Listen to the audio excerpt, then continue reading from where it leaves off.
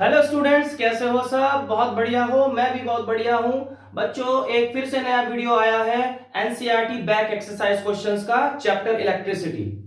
हमने एनसीईआरटी के index questions कर लिए। लास्ट वीडियो में मैंने इंडेक्स क्वेश्चन अच्छे से समझाए।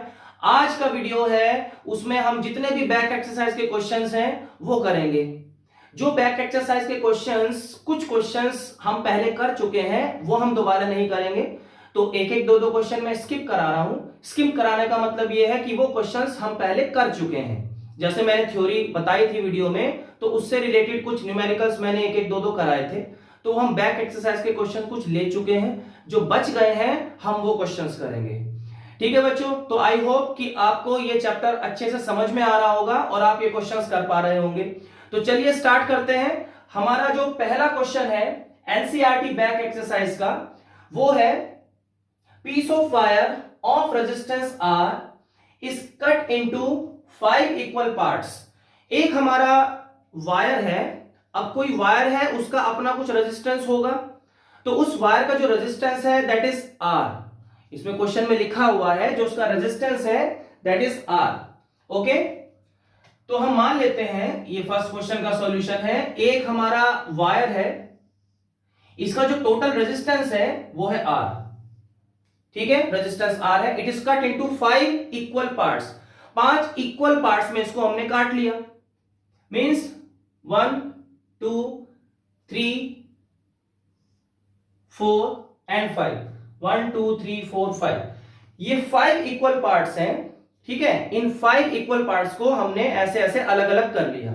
जैसे एक पार्ट ये हो गया, एक पार्ट ये हो गया, third part, fourth part and fifth part. ये पांचों पार्ट्स हमने अलग कर लिए। अब these parts are then connected in parallel. इन पार्ट्स को हमने पैरेलल में कनेक्ट कर दिया।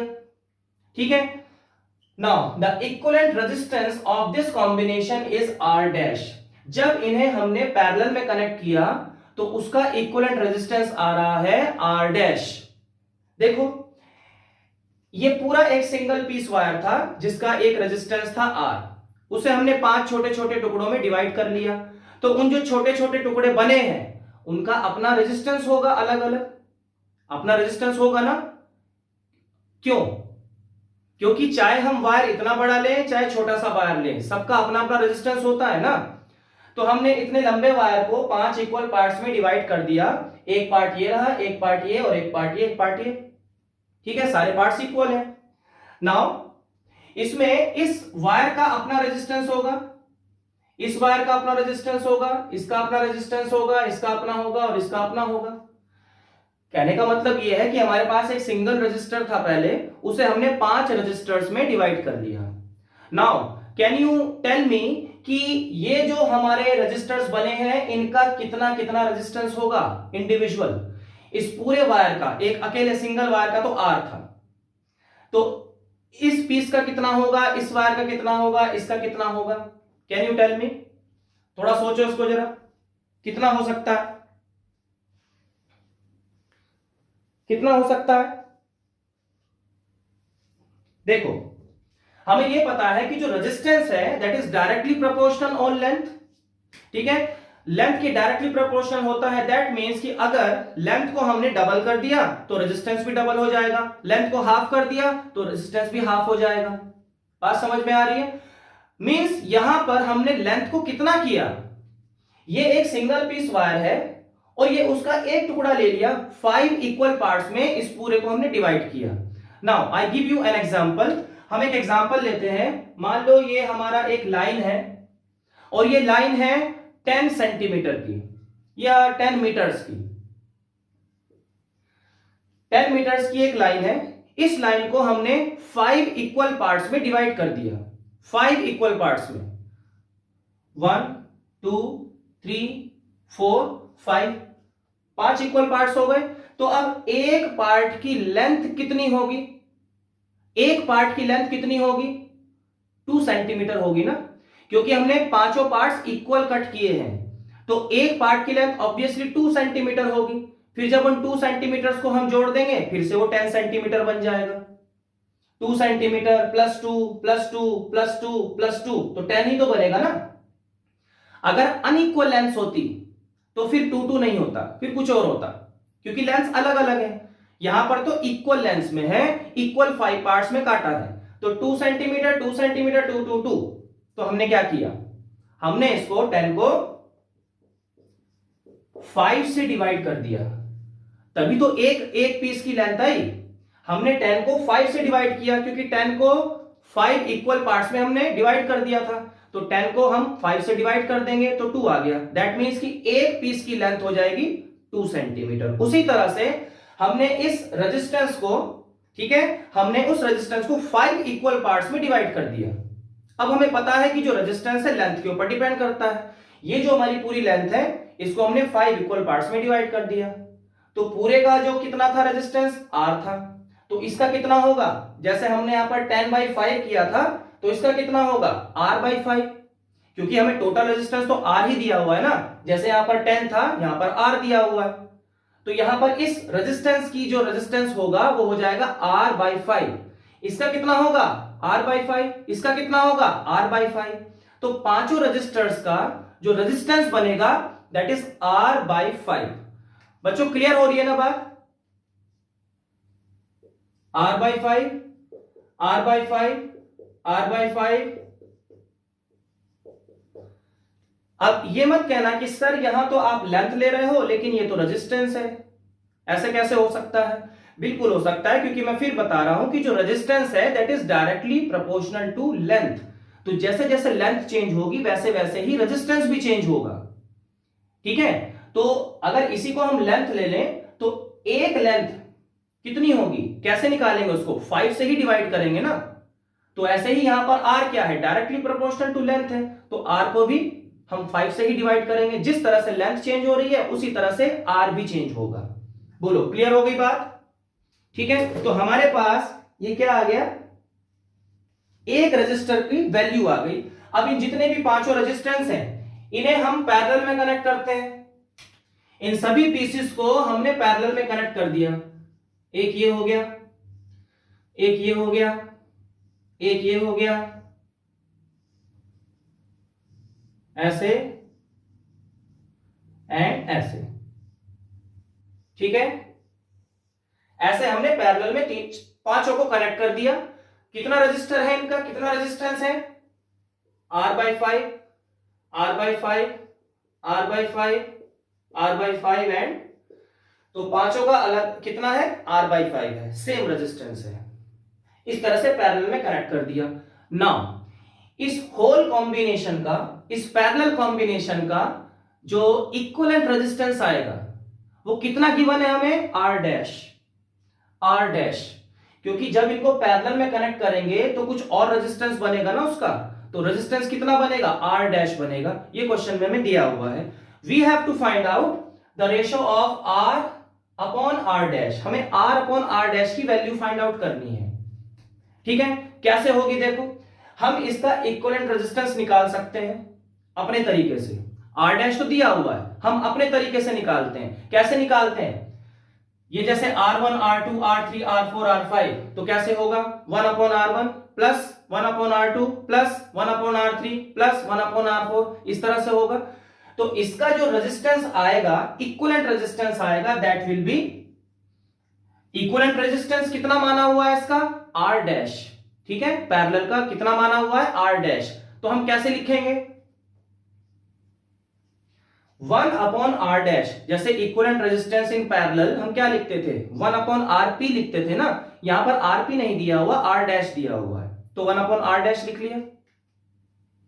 फिर क्या लिखेंगे, 1 अपॉन R1 लिखते थे, यहां पर क्या लिखेंगे, R1 कितना है R/5, तो 1 अपॉन, अब मैं डायरेक्ट लिख रहा हूं, देखो कुछ समझा देता हूं थोड़ा सा। 1 अपॉन R1 ऐसे लिखते थे ना, तो R1 कितना है, ये है R/5, तो 1 अपॉन R/5 ऐसे लिखेंगे। ये 5 ऊपर जाएगा तो कितना बनेगा 5 अपॉन R, तो सीधा 5 अपॉन R लिख सकते हैं यहां पर, तो यह आ जाएगा 5 अपॉन R। उसी तरह से प्लस 1 अपॉन R2 होगा, वो भी 5 अपॉन R होगा। नेक्स्ट भी 5 upon R, then 5 upon R, then 5 upon R। 1/R1 ये आया, 1/R2 वो भी यही आएगा, 1/R3 यही आएगा। ठीक है, अब यहां पर जो रेजिस्टेंस लेंगे दैट विल बी R। ठीक है, सेम है नीचे, तो R जो एलसीएम आएगा वो R आ जाएगा, एलसीएम विल बी R, और ऊपर डायरेक्ट हम प्लस कर देंगे, कितना बनेगा 25। तो 25/R आया, 1/R dash is equal to 25/R। We want to calculate R dash, हमें तो R डैश चाहिए ना, तो R डैश कैसे बनेगा, R डैश आएगा, रेसिप्रोकल कर दो, R dash will be R dash upon 1, इसका भी रेसिप्रोकल कर दो, R/25। ठीक है, now we have to calculate the ratio R/R dash. तो ये रेशियो कैसे आएगी, R/R डैश विल बी, देखो R तो हम ऐसे एज इट इज रखेंगे, अपॉन R डैश कितना है, R डैश हमने कितना निकाला R/25, तो R/25। क्लियर है, अब ये 25 ऊपर जाएगा, R के साथ मल्टीप्लाई हो जाएगा, 25R अपॉन ये वाला R, ये आ गया, R से R कैंसिल हो जाएगा, R से R कैंसिल, कितना बचा 25/1, तो रेशो विल बी 25:1। रेशो कितनी हो जाएगी, रेशो हो जाएगी 25:1। This is the answer. बोलो समझ में आया, समझ में आ गया। ठीक है, आगे बढ़े, चलो आगे बढ़ते हैं। आई होप कि समझ में आ गया होगा। इसमें इस तरह से हम रेशो फाइंड आउट करते हैं। नाउ अब इसमें थर्ड क्वेश्चन है, सेकंड क्वेश्चन हम नहीं ले रहे हैं, बहुत इजी है, you can do that question. ठीक है, अपने आप कर सकते हो। थर्ड क्वेश्चन देखो, electric bulb is rated 220 volts.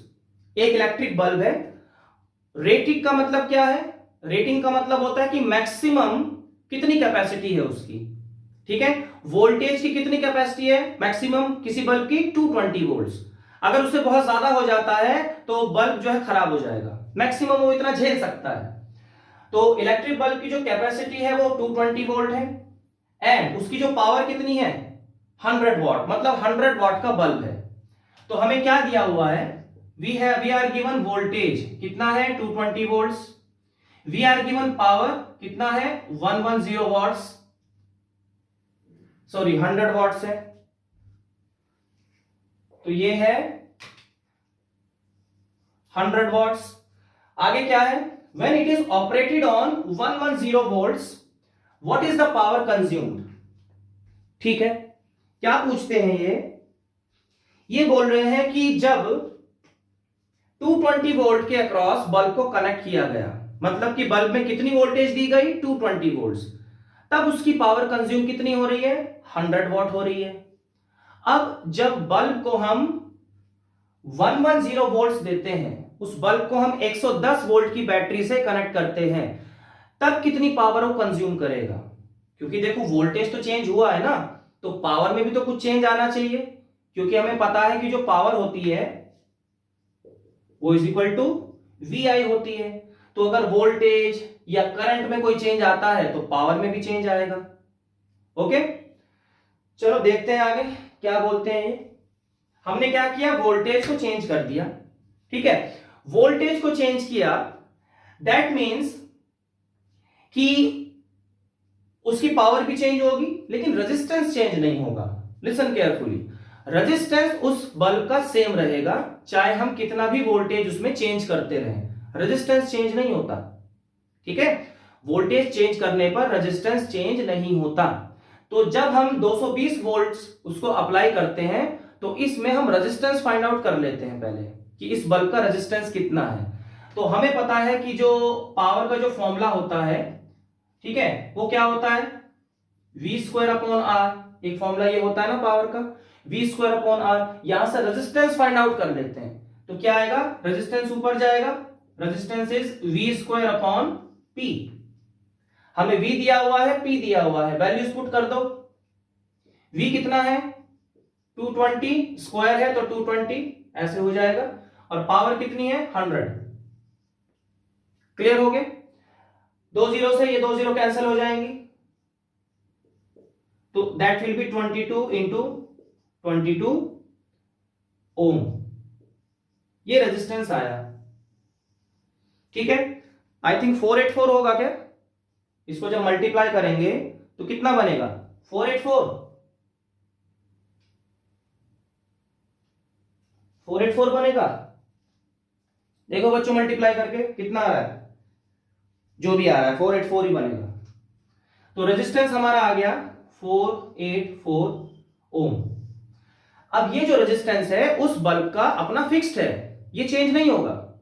ठीक है, एक पर्टिकुलर अप्लायंस के लिए उसका रेजिस्टेंस फिक्स्ड रहता है, वो चेंज नहीं होता। वोल्टेज चेंज करेंगे तो रेजिस्टेंस चेंज नहीं होगा। ठीक है, नाउ अब यहां पर हम सेकंड केस लेते हैं कि जब वोल्टेज 110 वोल्ट्स हो गई, when voltage is 110 volts, then what is the power consumed.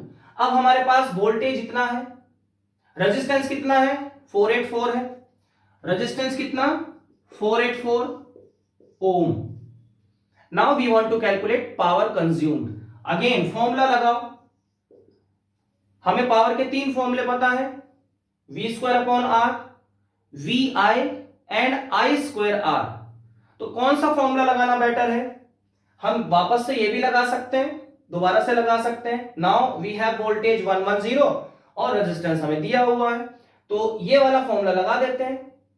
Okay, दोबारा से लगा देते हैं। Power is equal to V square upon R, that means कि 110 इंटू 110 अपॉन, एक काम करते हैं 484 नहीं रखते, ये रख देते हैं 22 इंटू 22, रेजिस्टेंस की जगह ये लिख सकते हैं 22 इंटू 22, ये रख दिया। क्योंकि ये 484 यहीं से तो आया है ना, यहीं से तो आया है 22। तो ऐसा हमने क्यों किया कि कैलकुलेशन हमारी इजी हो जाएगी, क्योंकि 11 से 22 आराम से कट जाएगा। ठीक है, नाउ 11 10 110, 11 2 22, 11 10 110, 11 2 22, तो दिस इज 100 अपॉन 4, अभी भी कट जाएगा। 2 5 एंड 2 5, तो मतलब ये आ जाएगा हमारा 25 watts. Now power consumed is 25 watts. Can you see the difference कि यहां पर जब हम 220 वोल्ट दे रहे थे तो पावर कितनी कंज्यूम हो रही थी 100 वॉट्स। अब वही बल्ब है, सेम बल्ब है, जब हमने वोल्टेज को कम कर दिया तो पावर भी कम हो गई। तो अब कितनी पावर कंज्यूम कर रहा है वो? 25 वॉट्स पावर कंज्यूम कर रहा है। बोलो, क्लियर हुआ क्वेश्चन? ठीक है, आगे बढ़ते हैं भाई। चलो नेक्स्ट क्वेश्चन देखते हैं। Next question is, next question है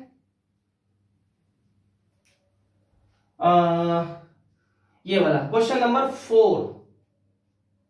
क्वेश्चन नंबर 4 यहां पर है कि 2 conducting wires of same material, 2 conducting wires हैं जिनका मटेरियल सेम है, मतलब एक ही मटेरियल से बने हुए हैं। मान लो एक वायर कॉपर का है तो दूसरा वायर भी कॉपर का है। यहां से हमें क्या पता चलता है? यहां से हमें पता चलता है कि दोनों की क्या चीज सेम होगी? क्या चीज सेम होगी? रेजिस्टिविटी सेम होगी, क्योंकि सेम मटेरियल के वायर्स बने हुए हैं। ठीक है, तो उनकी रेजिस्टिविटी दोनों की सेम होगी। आगे बढ़ते हैं। एंड इक्वल लेंथ्स, अब उनकी लेंथ भी इक्वल है भाई, लेंथ भी इक्वल है और इक्वल डायमीटर भी है, दैट मींस उनका इक्वल रेडियस भी होगा। लेंथ भी इक्वल है, रेडियस भी इक्वल है, that means area of cross section भी इक्वल होगा। समझ पा रहे हो बात? क्योंकि एरिया क्रॉस सेक्शन डायमीटर के ऊपर ही तो डिपेंड करता है ना, कितना ज्यादा रेडियस होगा उतना ही ज्यादा एरिया होगा। ठीक है, तो इसका क्या मतलब है? सेम मटेरियल के बने हुए हैं, मतलब रेजिस्टिविटीज आर सेम, दोनों की सेम लेंथ है और सेम डायमीटर है, दैट मींस कि एरिया ऑफ क्रॉस सेक्शन भी सेम होगा और लेंथ भी सेम दी हुई है। इसका क्या मतलब है कि रेजिस्टेंस भी दोनों के सेम है, दोनों के रेजिस्टेंस भी सेम है। बात समझ में आ रही है? ओके, नाउ अब उन दोनों वायर्स को पहले हमने सीरीज में कनेक्ट कर दिया, उसके बाद हमने उनको पैरेलल में कनेक्ट कर दिया। Now we have to calculate the ratio in series and parallel combination. मतलब कि उन दोनों वायर्स को पहले हमने सीरीज में कनेक्ट किया, ठीक है। तो उस सर्किट में कुछ जैसे करंट फ्लो करेगा तो हीट प्रोड्यूस होगी, ठीक है। उस सर्किट में कुछ हीट प्रोड्यूस होगी when we connect them in series, ठीक है। उस हीट को हमने नोट कर लिया। उसके बाद उन वायर्स को अलग करके फिर हमने उनको पैरेलल में जोड़ दिया। अगेन कुछ हीट प्रोड्यूस होगी, ठीक है। अब अगेन हम उसकी हीट को नोट डाउन कर लेंगे। अब जो सीरीज में जो हीट प्रोड्यूस हुई है और जो पैरेलल कॉम्बिनेशन में हीट प्रोड्यूस हुई है उनकी रेशो फाइंड आउट कर लेंगे, ठीक है। ये क्वेश्चन है। कैसे करेंगे इस क्वेश्चन को, देखो यहां पर हमारे हीट प्रोड्यूस का जो फॉर्मूला है वो लगाते हैं, राइट। हीट प्रोड्यूस का जो फॉर्मूला है वो लगाते हैं। पहले तो हम ये लिखेंगे कि जो रेजिस्टिविटी है, रेजिस्टिविटी ऑफ वायर 1 उसको हम रो 1 मान लेते हैं, रेजिस्टिविटी ऑफ वायर 2 उसको हम रो 2 मान लेते हैं, लेकिन दोनों की रेजिस्टिविटी सेम है, ठीक है। तो हम ऐसे लिख देते हैं रो 1 इज इक्वल टू रो 2, ठीक है, लिख सकते हैं। अब इन दोनों की वैल्यू सेम है, उस कॉमन वैल्यू को हम मान लेते हैं रो। उस कॉमन वैल्यू को हमने मान लिया रो। भाई इसकी वैल्यू मान लो अगर 20 है तो इसकी वैल्यू भी तो 20 होगी ना, तो 20 क्या हो गई, कॉमन वैल्यू हो गई। तो वही हमने कॉमन वैल्यू को रो मान लिया, ठीक है।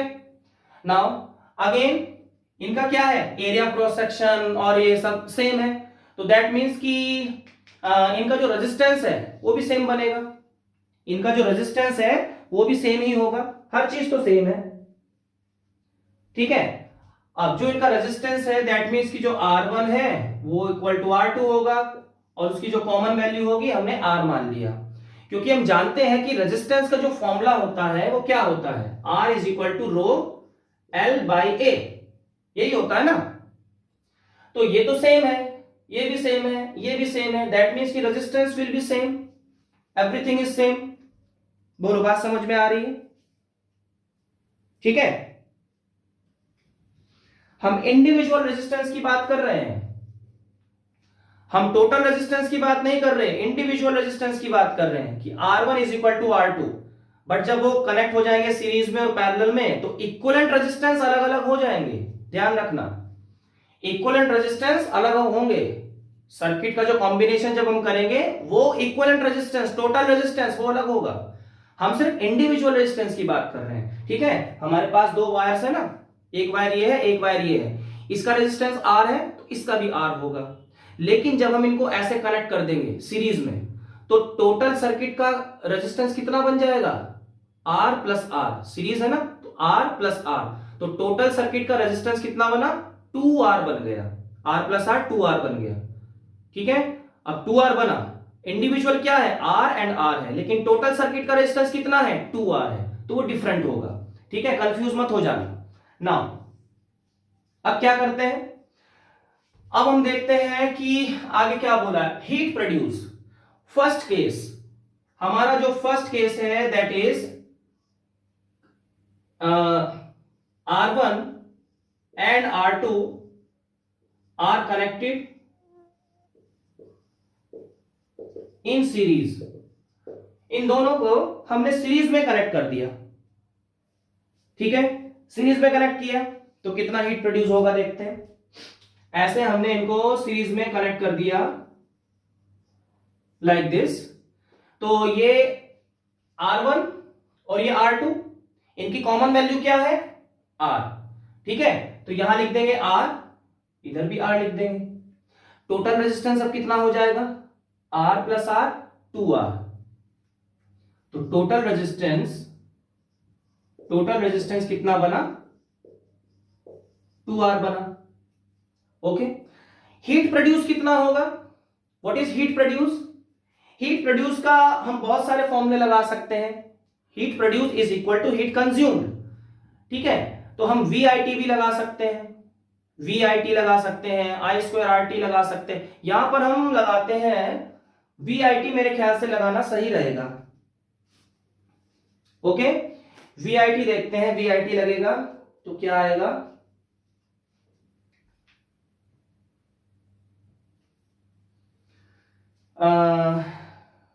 ठीक है, ये एक काम करते हैं, इसको थोड़ा सा इजी बनाएं। वीआईटी लगाएंगे, उसमें से करंट फाइंड आउट करना पड़ेगा, आई फाइंड आउट करना पड़ेगा, टाइम हमें दिया नहीं हुआ। एक काम करते हैं, थोड़ा दिमाग लगाओ। दिमाग ये लगाते हैं कि जितनी जितनी पावर कंज्यूम होती है किसी भी सर्किट में, उतनी ही हीट प्रोड्यूस होती है। बात समझ में आ रही है? अगर हम 100 वाट का बल्ब जलाते हैं और एक 200 वाट का बल्ब जलाते हैं, तो ऑब्वियसली जो 200 वाट का बल्ब है उसमें से ज्यादा हीट प्रोड्यूस होगी, वो ज्यादा गर्म हो जाता है एज कंपेयर टू 100 वॉट्स। बात क्लियर हो रही है ना? तो दैट मीन्स अगर पावर ज्यादा है तो हीट भी ज्यादा होगी, उसी प्रोपोर्शन में हीट भी ज्यादा होगी। बात समझ में आ रही है नहीं आ रही? बोलो, क्लियर है? तो हम एक काम करते हैं, हम हीट का फॉर्मूला ही नहीं लगाते, क्योंकि उसमें कैलकुलेशन ज्यादा करनी पड़ेगी। हमारी कोशिश ये रहती है कि क्वेश्चन को इजी बनाए। अब हमें यह कॉन्सेप्ट पता चल गया कि जितनी पावर कंज्यूम होगी उतनी ही ज्यादा हीट प्रोड्यूस होगी। तो हम एक काम करते हैं, दोनों केसेस की पावर कंज्यूम निकाल लेते हैं, वो इजी रहेगा हमारे लिए। तो पावर का हम फॉर्मूला लगा देते हैं, v square upon R, v square upon R. अब इन दोनों के अक्रॉस हमने v वोल्टेज अप्लाई किया हुआ है, इन दोनों के अक्रॉस हमने, ठीक है, v वोल्टेज अप्लाई किया हुआ है। ठीक है, तो टोटल वोल्टेज कितना है? v। टोटल रेजिस्टेंस कितना है? 2R। रख देते हैं इसमें। तो टोटल सर्किट की जो पावर कंज्यूम है वो कितनी होगी? v square upon R, that means v तो v ही रहेगा, और r कितना है? 2R है, तो रख दो 2R। बोलो, बात समझ में आ गई? तो power is equal to v square upon 2R। इसको पावर 1 मान लेते हैं। सर्किट 1 की पावर, केस 1 की जो पावर कंज्यूम हुई है दैट इज पावर 1, P1। ठीक है, सेकेंड केस पर आ जाओ। सेकेंड केस में क्या किया? इन दोनों रेजिस्टर्स को पैरेलल में कनेक्ट कर दिया। पैरेलल में कैसे होंगे? एक हो जाएगा ऐसे और दूसरा हो जाएगा ऐसे, और इनको भी हमने V वोल्ट से कनेक्ट कर दिया, V वोल्ट से कनेक्ट कर दिया। वोल्टेज सेम है, ठीक है, वोल्टेज सेम रहेगी। तो यहां इन दोनों के अक्रॉस वोल्टेज सेम रहेगी क्योंकि पैरेलल में है। तो इनका जो इक्विवेलेंट रेजिस्टेंस निकालेंगे, कितना बनेगा? ये कितना है? ये कितना है? R, और ये भी R है। तो 1 upon R plus 1 upon R, 1 upon R plus 1 upon R कितना बनेगा? 2 अपॉन आर। तो इसका जब इक्विवेलेंट रेजिस्टेंस निकालेंगे तो इसका टोटल रेजिस्टेंस जो आएगा वो कितना आएगा? कितना आएगा? 1 upon R plus 1 upon R, मतलब 2 अपॉन आर। लेकिन ये क्या होता है? 1 upon R P is equal to 1 upon R two plus 1। हम लास्ट में क्या करते हैं? रेसिप्रोकल करते हैं। ये स्टेप मत भूलना कभी भी। पैरेलल में जब हम ऐसे निकालते हैं ना, तो इसका रेसिप्रोकल करते हैं ना, क्योंकि हमें आरपी चाहिए, 1 अपॉन आरपी नहीं चाहिए। तो आरपी पाने के लिए हम क्या करेंगे? इसका रेसिप्रोकल करेंगे, and that will be R by 2। तो यहां पर जो इक्विवेलेंट रेजिस्टेंस बनेगा इस सर्किट का, टोटल रेजिस्टेंस बनेगा, वो कितना बनेगा? R by 2। कितना बना? R by 2। बोलो, क्लियर हो गई बात? नाउ अब हम क्या कर रहे हैं? Now we calculate the power of second case. जब पैरेलल में कनेक्टेड है ये, तो अब कितनी पावर कंज्यूम होगी? क्योंकि देखो रेजिस्टेंस तो चेंज हुआ है ना। इस कॉम्बिनेशन में रेजिस्टेंस कितना था? 2R था। इस कॉम्बिनेशन में रेजिस्टेंस कितना हुआ? कितना हुआ? R बाई 2 हो गया। रेजिस्टेंस चेंज हो गया। रेजिस्टेंस चेंज होगा तो करंट भी चेंज होगा, और करंट चेंज होगा तो पावर भी चेंज होगी। ठीक है ना? तो यहां पर हम जो पावर निकालेंगे P2, that will be again V square upon R। ये बेसिक फॉर्मूला होता है, तो V तो V ही रहेगा, और टोटल रेजिस्टेंस कितना आया? R by 2। R बाई 2, ये 2 ऊपर जाएगा तो क्या बनेगा? 2V square upon R। तो ये आ गया हमारा power 2। Now we want to calculate the ratio. ये जो पावर 1 आई थी, ये क्या है? जब सीरीज में कनेक्ट था, और पावर 2 है जब पैरेलल में कनेक्टेड है। तो हमें क्या निकालना है? ऑर्डर ध्यान रखना।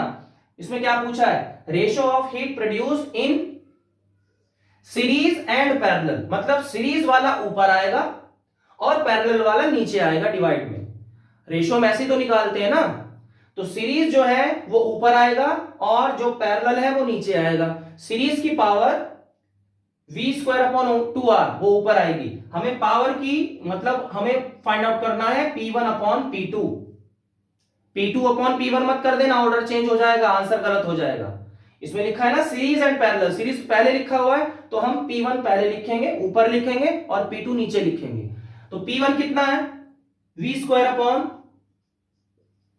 2r अपॉन p2 कितना है 2v² upon r, 2v² upon r। ठीक है, अब इसको कैसे सॉल्व करेंगे, इस r से ये r कैंसिल हो जाएगा, अब सिंपल मैथमेटिक्स है, और इस v² से ये v² हो जाएगा। ऊपर क्या बचा 1 अपॉन 2 अपॉन नीचे क्या बचा 2 अपॉन 1। ठीक है, यही बचा ना।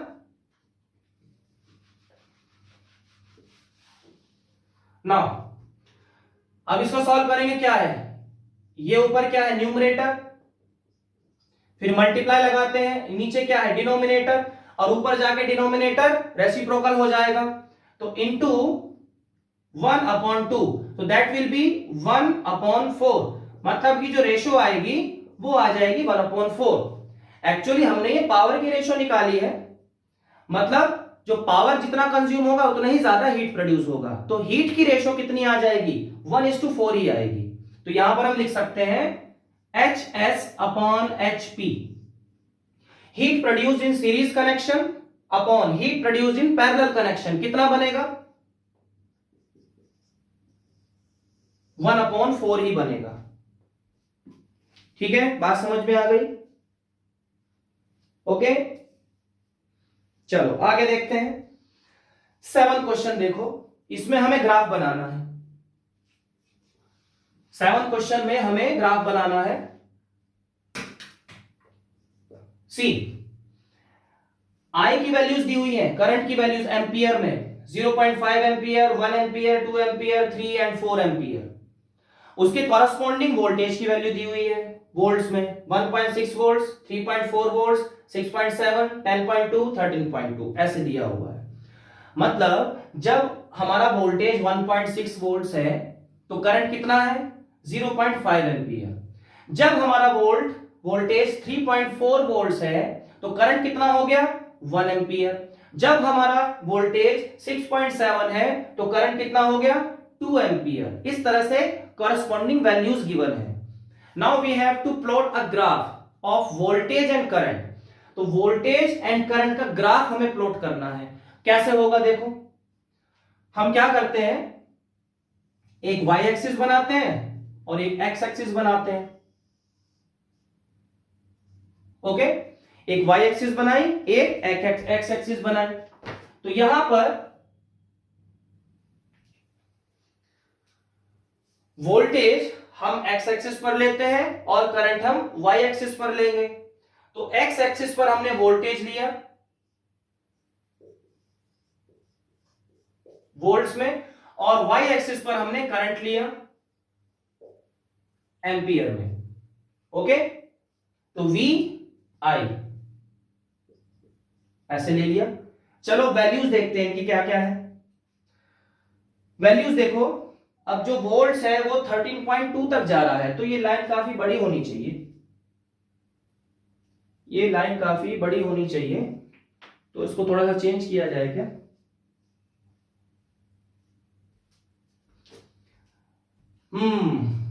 क्या होना चाहिए, चलो देखते हैं। लोएस्ट वैल्यू क्या है 1.6 है, हाईएस्ट वैल्यू क्या है 13.2 है।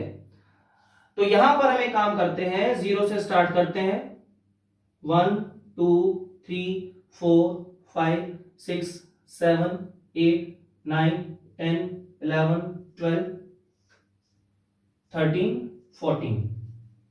ठीक है, 14 तक गया, 14 तक गया है। तो ये आया हमारा 1 2 3 4 5 6 7 8 9 10 11 12 13 एंड 14। तो ये वोल्टेज की वैल्यूज हो गई। करंट की क्या वैल्यूज आएंगी, जैसे 0.5 है, 1 है, 2, 3, 4। तो एक काम करते हैं, करंट ले लेते हैं 1, 2, 3, 4, 5, बस इतना काफी है। नाउ 1.6 वोल्टेज पर करंट कितना है, 0.5 है। तो 1.6 कहां पर आएगा, समवेयर बिटवीन 1 एंड 2, इस पॉइंट पर आएगा। तो करंट कितना दिया हुआ है, 0.5। 0.5 होगा, यहां पर बीच में आएगा 0.5। तो हमारा जो पॉइंट लगेगा वो कहीं यहां पर लगेगा। ओके, नेक्स्ट, ये मैथ्स में किया होगा भाई, सिर्फ हमें क्या करना है, ग्राफ प्लॉट करना है, ग्राफ बनाना है।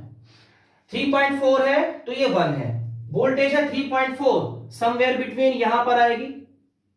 3.5 बिल्कुल बीच में आएगा, 3.4 जस्ट उससे थोड़ा सा पहले आएगा। अब ग्राफ पेपर जब बनाओगे ना, ग्राफ पेपर के ऊपर बनाओगे तो बिल्कुल एग्जैक्ट बनेगा, बोर्ड पर तो थोड़ा सा टेढ़ा मेढ़ा बन जाता है। तो 3.4 यहां पर आएगा, और ये कितना है, 1 एम्पियर है। तो 1 एम्पियर का मतलब ये बनेगा इधर, ऐसे बन गया। देन क्या है, 6.7 एंड 2। 6.7 ऑलमोस्ट यहां पर आएगा और 2 यहां पर आएगा, तो ये बनेगा हमारा 2 किधर है भैया, ये है, ये बनेगा हमारा इस तरह से। ओके,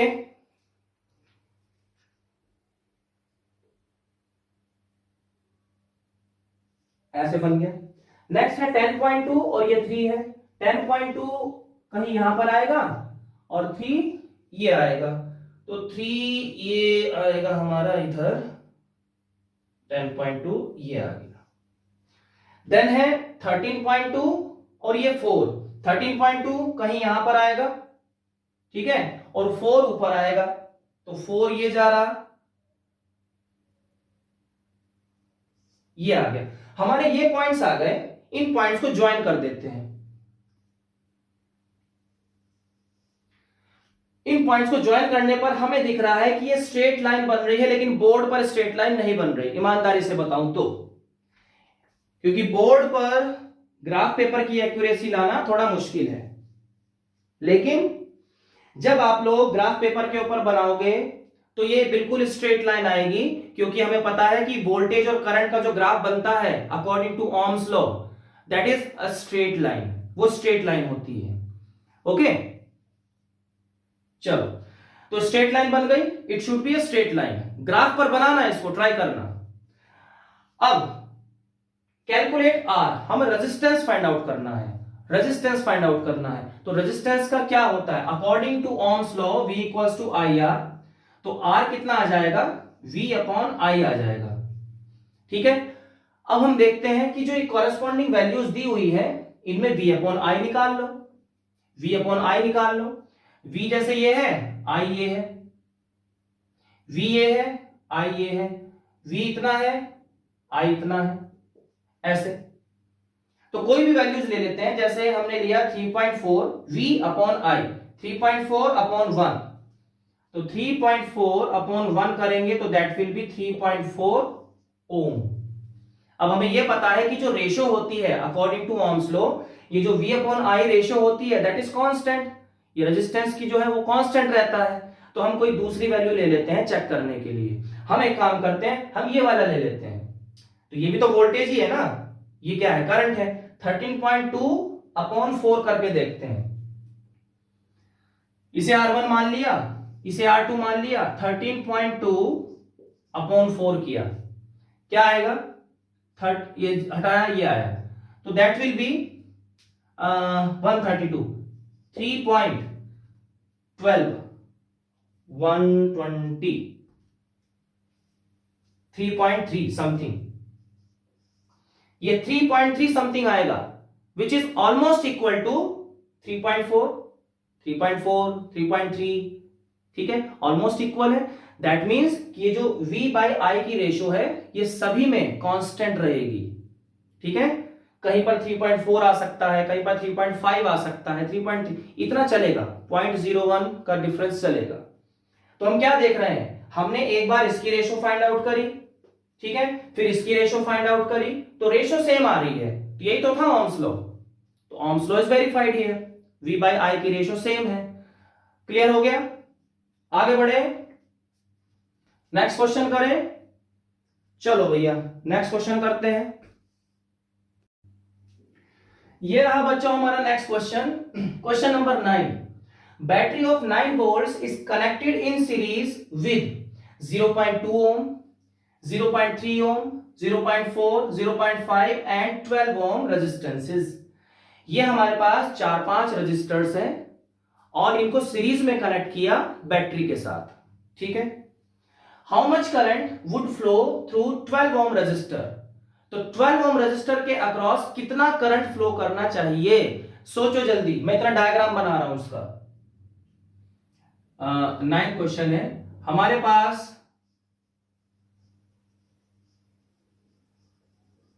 पांच रेजिस्टेंसेस हैं, इनको हमने बैटरी से कनेक्ट कर दिया।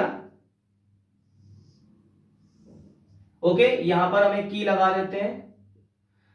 This is 0.2 ohm, this is 0.3, 0.4, 0.5 and 12 ohm. ये रेजिस्टेंसेस हैं। तो क्वेश्चन ये है कि जब हम की को क्लोज करेंगे तो करंट फ्लो करेगा। ठीक है, कुछ करंट फ्लो करेगा ऐसे। तो जो करंट फ्लो करेगा वो 12 ओम रजिस्टर में कितना करंट फ्लो करेगा, क्वेश्चन ये है। ठीक है, बहुत इजी क्वेश्चन है। इसमें देखो सीरीज कनेक्शन है and we know that current is same in series connection. तो जितना करंट 0.2 एम्पियर में, जितना 0.3 में करेगा उतना ही 0.4 में करेगा, उतना ही इसमें, उतना ही 12 ओम में।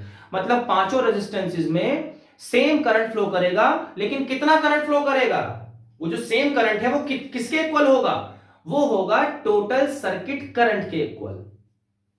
जो बैटरी से करंट निकल रहा है ना, वही करंट, तो जैसे हमने बैटरी से कितना करंट निकाला, I, तो ये जो I करंट निकल रहा है, यही I करंट जाएगा 0.2 एम्पियर में, यही जाएगा 0.3 में, यही जाएगा 0.4 में, यही जाएगा 0.5 में और यही जाएगा 12 में।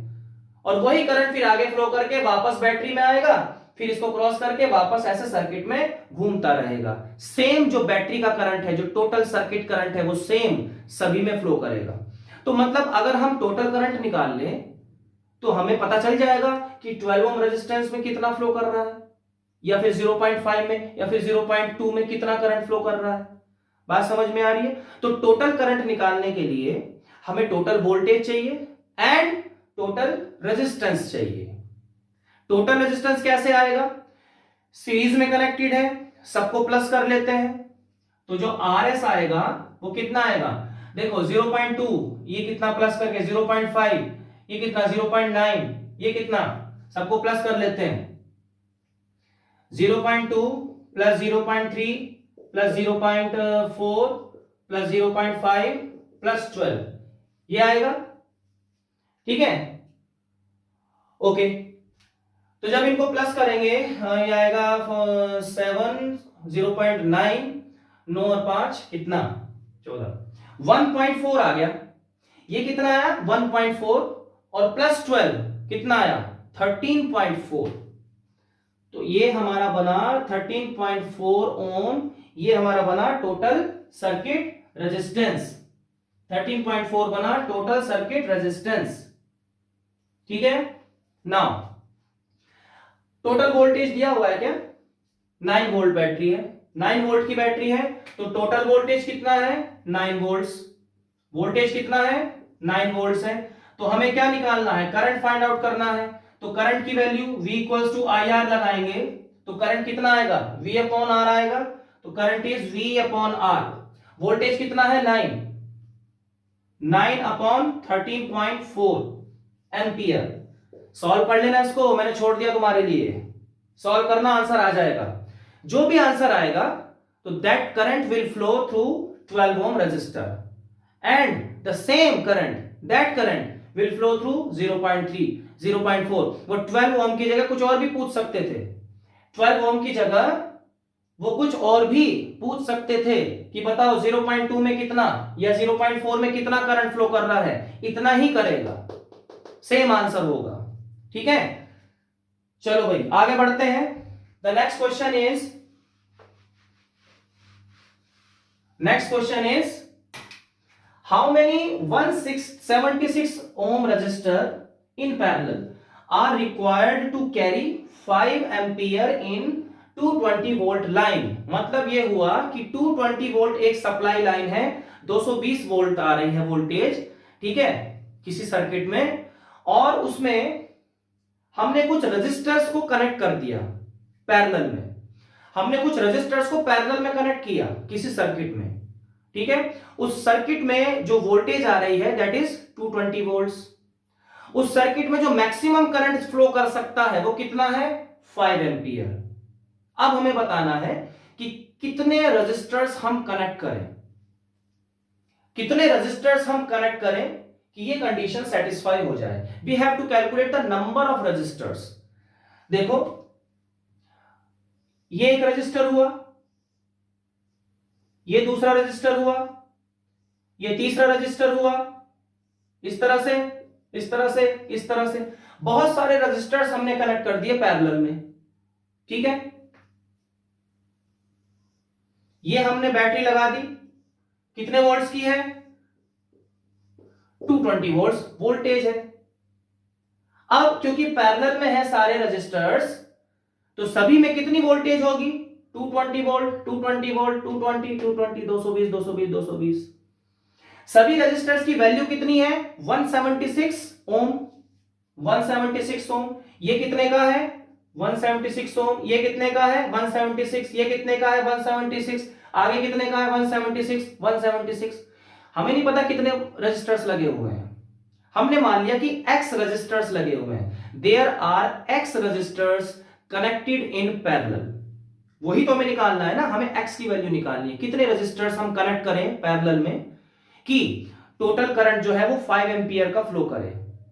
ये जो टोटल करंट है ना, ये वाला आई जो बैटरी से निकला है, जो एक्सटर्नल सर्किट का जो करंट है वो 5 एम्पियर का हो, तो हमें कितने रजिस्टर्स कनेक्ट करने चाहिए, ठीक है ना, क्योंकि टोटल करंट रजिस्टर्स पे डिपेंड करेगा ना। यहां पर देखो भाई क्या है कि ये रजिस्टर्स को क्या मानना है, ये अप्लायंसेस हैं। कुछ ऐसे अप्लायंसेस हैं जिनका रेजिस्टेंस सेम है, कुछ हमने ऐसे अप्लायंसेस ले लिए, कुछ बल्ब है, कुछ फैन है, उनका रेजिस्टेंस सेम है। उन बल्ब्स को हमने या उन फैंस को हमने क्या किया, पैरेलल में कनेक्ट किया, पैरेलल में कनेक्ट किया। मान लो हमने 5 फैंस को पैरेलल में कनेक्ट कर दिया, तो उन पांचों फैंस में कुछ करंट फ्लो करेगा ना, बोलो करेगा ना भाई। जो फैन नंबर 1 है वो अपना करंट लेगा, फैन नंबर 2 अपना करंट लेगा, फैन नंबर 3 अपना करंट लेगा। हालांकि तीनों में करंट सेम होंगे, क्यों, क्योंकि तीनों के रेजिस्टेंस सेम है, सभी फैंस के रेजिस्टेंस सेम है, सेम है ना, इसमें 176 176 सेम रेजिस्टेंस है, तो करंट भी सेम फ्लो करेगा। अगर रेजिस्टेंसेस अलग होते तो करंट भी अलग अलग फ्लो करता। पॉइंट पकड़ पा रहे हो ना। तो हमने मान लो 5 फैंस को कनेक्ट किया पैरेलल में, तो पांचों का अपना अपना करंट फ्लो कर गया। मान लो एक फैन में 0.2 एम्पियर का करंट जा रहा है, तो दूसरे में भी 0.2 का जाएगा, तीसरे में भी 0.2 का, तो टोटल कितना हो जाएगा पांचों फैन में, टोटल कितना 1 एम्पियर का हो जाएगा ना। 0.2 प्लस 0.2 प्लस 0.2 प्लस 0.2 ऐसे करके 1 एम्पियर का टोटल बन जाएगा। अब मान लो हमने 10 फैन कनेक्ट कर दिए, तो क्या 1 एम्पियर से काम चल जाएगा क्या, नहीं चलेगा ना। तो उसके लिए तो और करंट बाहर से सप्लाई करंट और ज्यादा आना चाहिए, 10 फैन के लिए ज्यादा करंट चाहिए। हमने मान लो 15 फैन कनेक्ट कर दिए, उनके लिए ज्यादा करंट चाहिए। तो मतलब कि नंबर ऑफ अप्लायंसेस पर डिपेंड करेगा कि हमें टोटल करंट कितना चाहिए, या हम कह सकते हैं कि नंबर ऑफ रजिस्टर्स पर डिपेंड करेगा कि हमें टोटल करंट कितना चाहिए। उसी तरह से हमें यह फाइंड आउट करना है कि अगर 5 एम्पियर का करंट हमें चाहिए, तो यहां पर कितने अप्लायंसेस को कनेक्ट करना चाहिए, कितने अप्लायंसेस यहां लगे हुए हैं, कितने रजिस्टर्स यहां पे लगे हुए हैं, ठीक है। क्वेश्चन क्लियर हो गया। नाउ हम मान लेते हैं कि x रजिस्टर्स लगे हुए हैं, नंबर ऑफ रजिस्टर्स हमने मान लिया x है। बोलो इतना समझ में आ रहा है, ठीक है। नाउ अब जो टोटल करंट है 5 एम्पियर, इसका क्या मतलब है, ये टोटल सर्किट करंट है भाई। इन सभी में जो टोटल करंट प्लस करके आ रहा है वो कितना आ रहा है, 5 ओम का आ रहा है। तो हम एक काम और कर सकते हैं, ऐसा क्वेश्चन हमने पहले भी किया हुआ है कि हम टोटल सर्किट का रेजिस्टेंस निकाल लेते हैं। पैरेलल में टोटल रेजिस्टेंस कैसे निकालते हैं? 1/R1 + 1/R2 इस तरह से निकालते हैं। बोलो बात समझ में आ रही है? नाउ बट हमें नंबर ऑफ रेजिस्टर्स तो पता नहीं है। हम क्या करते हैं? 1/R1 + 1/R2 + 1/R3 इस तरह से करते हैं ना। बोलो करते हैं ना। नाउ अब यहां पर एक काम करते हैं। मान लो हमारे पास 4 रजिस्टर्स हैं, 4 मान लेते हैं, या 5 रजिस्टर्स हैं। तो हम कैसे लिखेंगे? 1/R1 + 1/R2 1/R3 1/R4 1/R5 ऐसे लिखेंगे।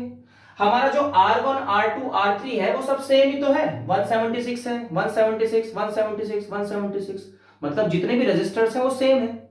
तो हम R1 R2 R3 R4 R5 की जगह RR लिख सकते हैं ना, सेम कॉमन वैल्यू है तो हम RR लिख देते हैं। तो हम लिख देते हैं 1/R 1/R 1/R 1/R and 1/R। Any doubt? I hope कि कोई डाउट नहीं होगा। तो अब इसकी वैल्यू क्या आएगी? नीचे RR है तो एलसीएम R आएगा, ऊपर हम प्लस कर देंगे सबको, क्या आ जाएगा? 5/R आ जाएगा। टोटल कितना आया? 5/R।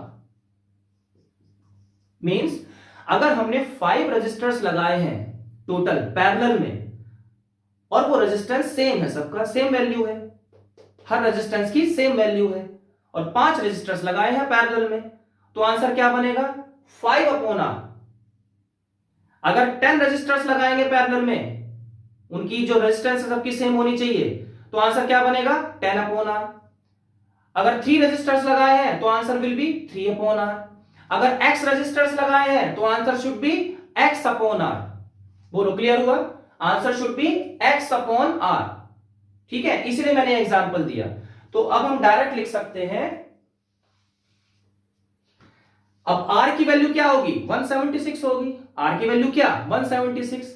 तो यहां पर जो टोटल रेजिस्टेंस बनेगा,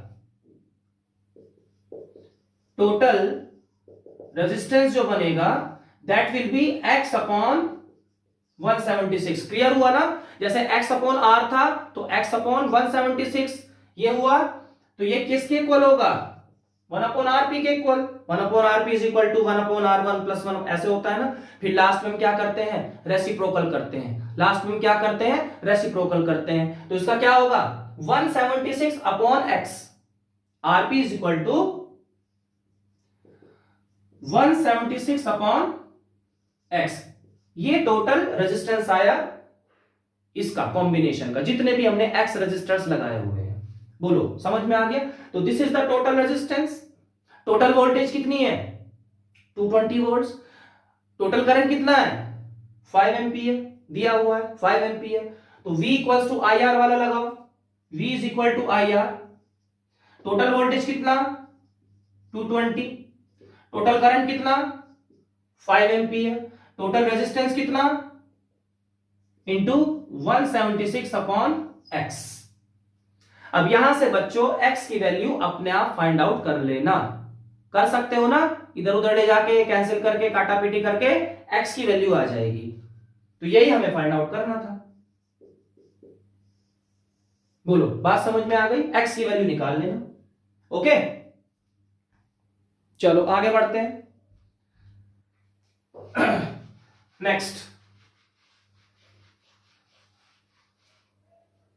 नेक्स्ट देखो, अब ये भी कुछ कुछ ऐसा ही है। Several electric bulbs designed to be used on 220 volt supply are rated 10 watts. हमारे पास कुछ बल्ब्स हैं, 10 हैं, 20 हैं, 50 हैं, हमें नहीं पता, लेकिन ये पता है कि सबकी पावर सेम है। कितनी है? 10 वॉट्स। 10-10 वॉट के बल्ब्स है हमारे पास। ठीक है, उन बल्ब्स को हमने पैरेलल में कनेक्ट किया। ठीक है, बल्ब्स को पैरेलल में कनेक्ट किया और वोल्टेज कितना सप्लाई किया? 220 volts. Okay, if the maximum current कितना फ्लो कर रहा है? टोटल सर्किट करंट कितना है? 5 एम्पियर है। अगेन वही फाइंड आउट करना है। हाउ मेनी लैंप्स मतलब कितने bulbs, how many bulbs should be connected. ठीक है, जैसे ये था ना, how many register should be connected. अब बल्ब कभी अपना कुछ रेजिस्टेंस होगा ना, तो हमें वही निकालना है, नंबर ऑफ रेजिस्टर्स निकालने हैं, नंबर ऑफ बल्ब्स निकालने हैं। सेम इसी तरह से होगा। क्या दिया हुआ है हमें? टोटल वोल्टेज दिया हुआ है, हमें करंट दिया हुआ है, ठीक है, लेकिन हमें ये नहीं पता, टोटल रेजिस्टेंस नहीं पता। सेम वही तरीका अपनाएंगे। अब मैं इसमें कुछ नहीं बताने वाला, दिमाग लगाओ कि किस तरह से होगा। एक हिंट दे देता हूं कि देखो, हमें इस केस में रेजिस्टर्स की वैल्यू पता थी, ठीक है, आर की वैल्यू पता थी, R1 R2 R3 सब सेम थे ना, 176 ओम। यहां पर कुछ ऐसा रजिस्टर की वैल्यू नहीं दी हुई, ओके, नहीं दी हुई। तो इसका क्या मतलब है? जो 10 वॉट दिया हुआ है, सबकी पावर सेम है, सबकी पावर सेम है। इसका क्या मतलब है? सब में सेम करंट फ्लो करेगा, करेगा या नहीं करेगा? अगर पावर सेम है, ये 10 वॉट का बल्ब है, ये 10 वॉट का बल्ब है, ये 10 वॉट का बल्ब है, तो तीनों में सेम करंट फ्लो करेगा ना। सेम पावर का मतलब क्या है? क्योंकि पैरेलल में कनेक्टेड है, वोल्टेज तो सेम ही रहेगी पैरेलल में, ठीक है। हमने मान लो 3 बल्ब्स लगा दिए, तो पहले बल्ब में कितनी वोल्टेज है? 220, दूसरे में कितनी है? 220, तीसरे में कितनी है? 220। वोल्टेज विल भी सेम, ठीक है। अब वोल्टेज तो सेम हो गई, अब उनकी पावर भी सेम है। पावर का फॉर्मूला होता है VI। वोल्टेज सेम है, पावर भी सेम है, तो करंट भी तो सेम रहेगा ना। इस वाले रिलेशन से I क्या है? P/V, ठीक है। तो P और V ये दोनों सेम है, हर बल्ब का सेम है, हर बल्ब का पावर और वोल्टेज सेम है, तो हर बल्ब का I भी तो सेम होगा ना, करंट भी सेम होगा। और अगर करंट सेम होगा, करंट सेम कब होता है पैरेलल में? जब रेजिस्टेंस सेम होते हैं। अगर रेजिस्टेंस अलग अलग होंगे तो भैया करंट भी तो अलग अलग ही फ्लो करेगा ना। लेकिन यहां से क्या प्रूव हो गया हमारा कि करंट तो सेम फ्लो कर रहा है, दैट मींस कि रेजिस्टेंस भी सेम ही होंगे उन बल्ब्स के। तो अगेन हम उन रेजिस्टेंस को क्या मान लेते हैं? R मान लेते हैं। पहले बल्ब का रेजिस्टेंस R, दूसरे बल्ब का रेजिस्टेंस R, तीसरे बल्ब का रेजिस्टेंस R, ठीक है, उस तरह से मानेंगे। बोलो, बात समझ में आ रही है? ठीक है। अब ये क्वेश्चन को अपने आप करना। क्लियर हो गई बात? चलो आगे बढ़ते हैं। थोड़ा सा दिमाग लगाओ बच्चों, क्वेश्चन को अपना आप ट्राई करो। नेक्स्ट है hot plate of electric oven. कोई हमारा इलेक्ट्रिक ओवन है, उसे हमने 220 वोल्ट से कनेक्ट कर दिया। अब उसकी जो इलेक्ट्रिक ओवन है, ओवन समझते हो ना, जिसमें गर्म होता है कुछ खाना, तो 220 वोल्ट उसको सप्लाई दिया। अब उसके अंदर 2 कॉइल्स हैं, 2 रेजिस्टेंस की कॉइल्स हैं, ठीक है। उन कॉइल्स को हमने पहले ए एंड बी मान लेते हैं, रेजिस्टेंस कॉइल्स, ईच ऑफ 24 ओम, ठीक है। दोनों का जो रेजिस्टेंस है वो कितना है? 24 ओम है। विच में बी यूज्ड सेपरेटली, उनको हम सेपरेटली यूज कर सकते हैं, या फिर सीरीज में ज्वाइन कर सकते हैं, या फिर पैरेलल में ज्वाइन कर सकते हैं। तो यहां पर हमारे 3 केसेस बन गए। जब हमने उन क्या बोलते हैं कॉइल्स को सेपरेटली यूज किया, मतलब एक कॉइल लगाई बस, ठीक है। फिर हमने सेकंड केस में क्या, उनको पैरेलल सीरीज में जोड़ दिया, दोनों कॉइल्स को सीरीज में जोड़ दिया। थर्ड केस में क्या हुआ? अब दोनों को पैरेलल में जोड़ दिया। तो what are the currents in 3 cases? तीनों केसेस में कितने करंट वो फ्लो कर रहा है? तो केस 1 में क्या है? इजी है क्वेश्चन। केस 1 में क्या है? When coils are used separately, जब उन कॉइल्स को हमने सेपरेटली यूज किया, तो मतलब एक ही रजिस्टर कंसीडर करेंगे, इंडिविजुअली यूज कर रहे हैं, दोनों को एक साथ यूज नहीं कर रहे, तो एक ही रजिस्टर हमने लगाया सेपरेटली, तो एक ही रेजिस्टेंस होगा उसका। तो एक का मतलब कितना है? 24 ओम होगा। तो रेजिस्टेंस कितना हुआ? 24 ओम। और वोल्टेज कितनी है? 220 वोल्ट्स। तो यहां से हम करंट फाइंड आउट कर सकते हैं, कर लेना। सेकंड केस क्या है? When A and B are connected in series, जब सीरीज में कनेक्ट किया उनको, तो क्या होगा? अब दोनों रेजिस्टेंस लेने पड़ेंगे, ठीक है, R1 प्लस R2।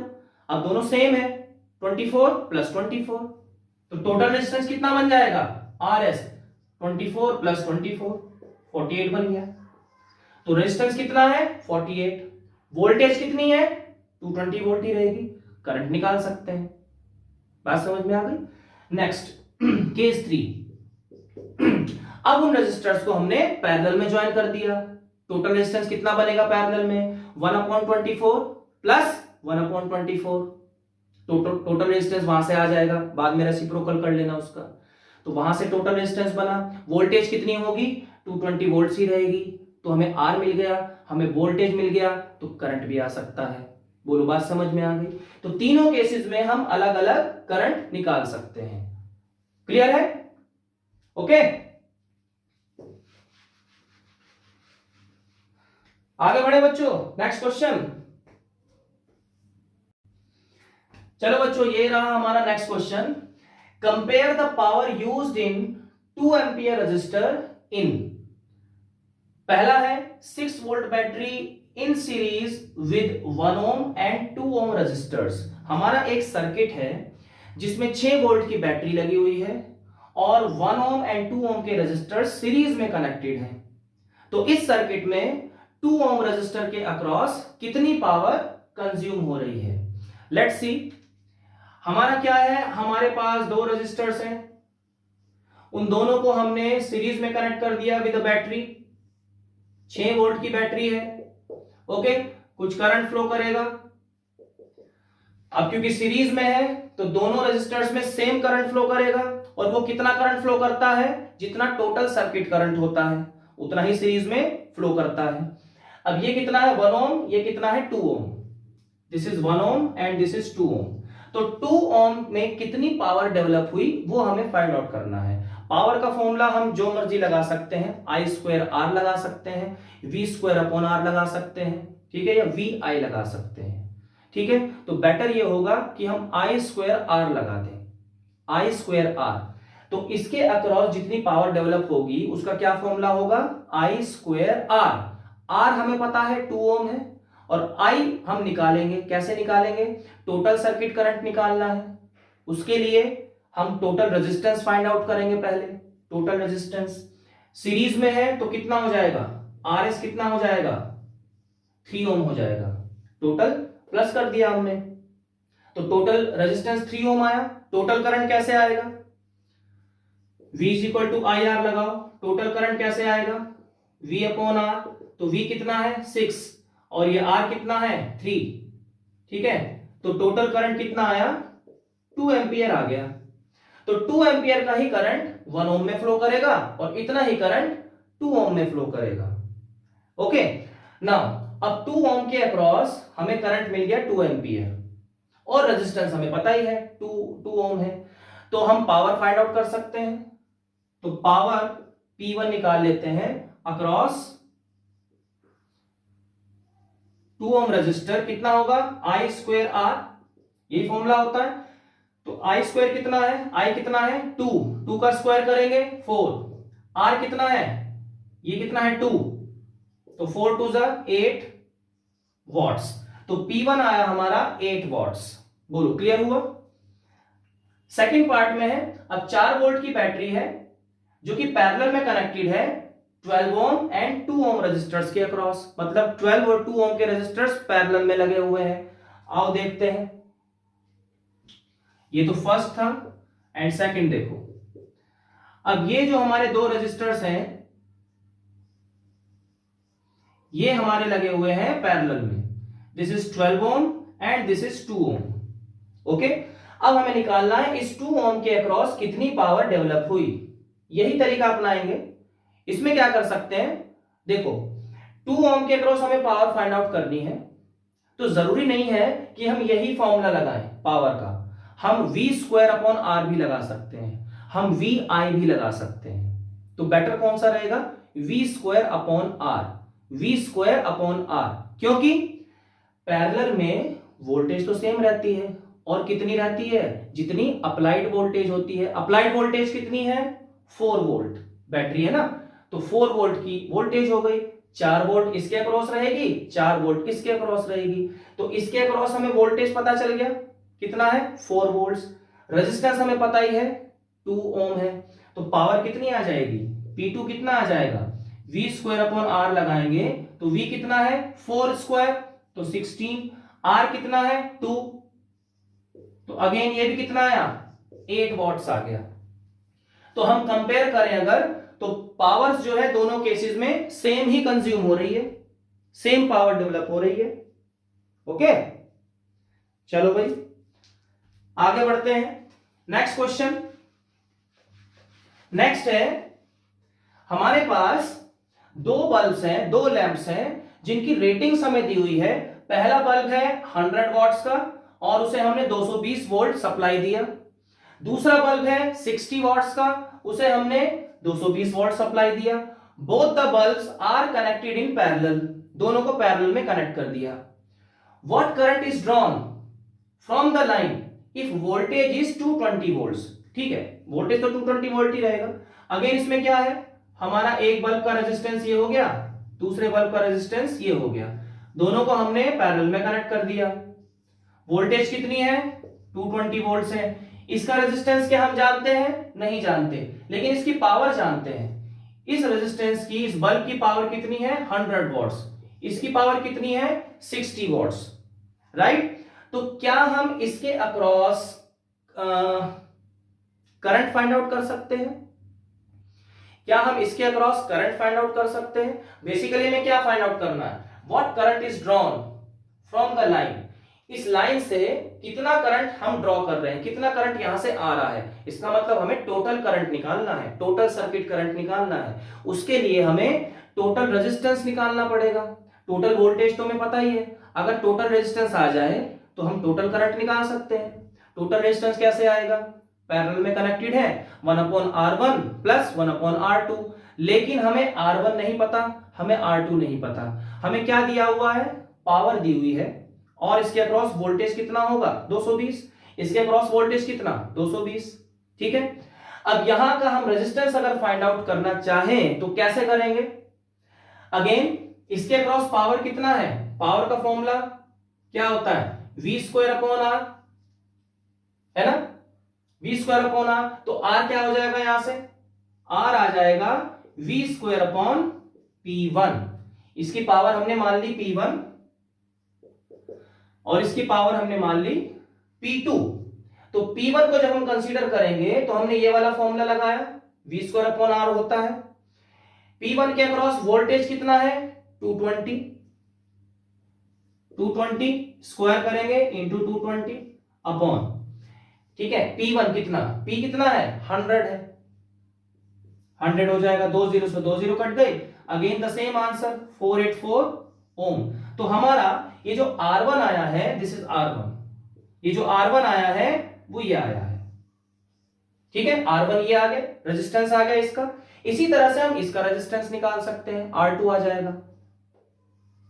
सेम इसी तरह से हमने R2 निकाल लिया।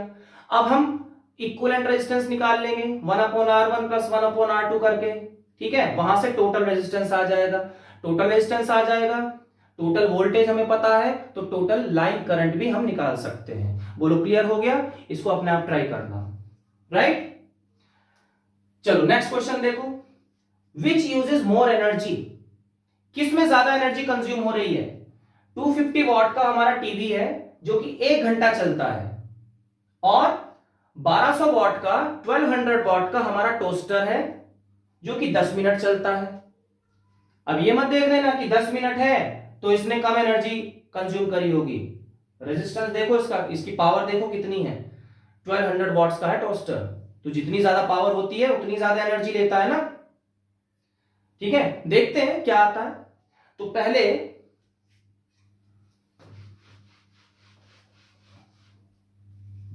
हम देख लेते हैं कि किसने ज्यादा एनर्जी कंज्यूम करी। देखो हमें क्या दिया हुआ है, पावर दिया हुआ है और टाइम दिया हुआ है, पावर और टाइम। तो पावर और टाइम जब गिवन होता है तो एनर्जी का क्या फॉर्मूला बनता है, पावर इंटू टाइम, यही तो होता है। देखो क्या क्वेश्चन है, पावर का क्या फॉर्मूला होता है, एनर्जी कंज्यूम्ड अपॉन टाइम, ये बेसिक फॉर्मूला है पावर का, एनर्जी कंज्यूम्ड या फिर वर्क डन अपॉन टाइम, एक ही बात है। तो यहां से एनर्जी क्या बनेगी, power into time, cross multiply कर देंगे। तो पहले केस में उसको हम E1 मान लेते हैं, E1 कितना होगा, P1 इंटू T1। भाई जितना टाइम लिया, जितना पावर लिया, तो पावर इंटू टाइम हमने कर दिया, तो E1 कितना आएगा, P1 कितना है 250 वॉट्स, इंटू T1 कितना है 1 आवर, इसको हम सेकंड्स में चेंज करेंगे 3600 सेकंड्स, 3600, ठीक है। अब जो भी आंसर आएगा that will be in joules, energy joules में आ जाएगी, ठीक है। नाउ सेकंड केस में, this is case 1 and case 2।